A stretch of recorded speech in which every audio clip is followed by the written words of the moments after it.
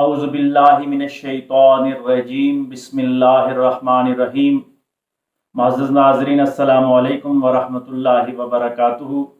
آج ہم خانوادہ اہل بیت علیہم السلام کے ایک اور چشم و چراغ امام علی رضا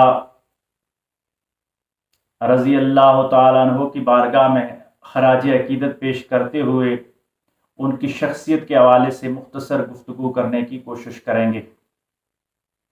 آپ کا نام نامی اسم گرامی علی ہے اور آپ کی جو کنیت ہے وہ ابو الحسن ہے اور لقب آپ کا رضا ہے اور آپ امام علی رضا کے نام سے مشہور ہوئے۔